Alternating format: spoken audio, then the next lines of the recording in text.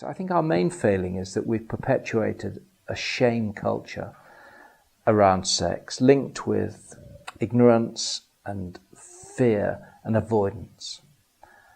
I often tell the story of, I have a very vivid memory of an encounter with my grandmother when I was aged about 8, I think.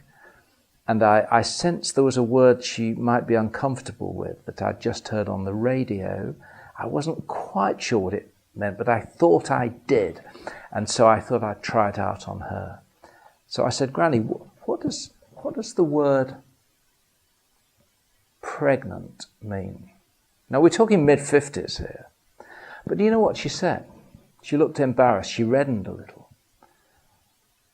And she said, I don't know.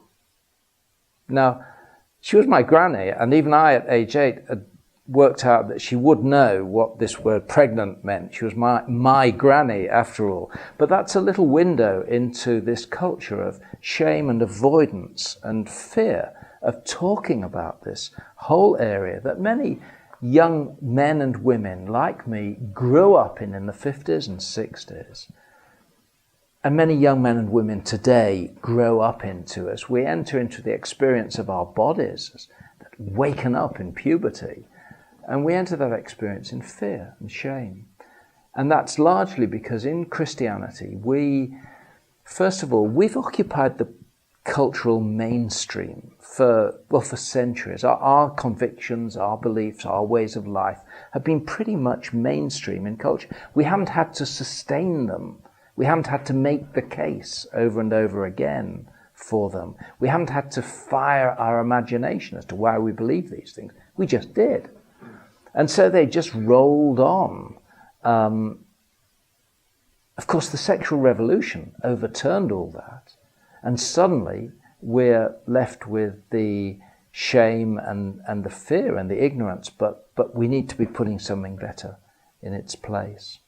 And so I think much of this is attributable to the entry into church life of Platonic old Greek views about the body being something to fear, or something that's lower than the spirit, or the Gnostic heresy, which was one of Christianity's earliest opponents, which again taught that the body was an opponent of the spirit and had to be fleed. And the ideas from both Greek thought and Gnosticism entered into Christianity and perpetuated this notion among us that our body life is something to be ashamed of and somehow can't be part of God's good gift.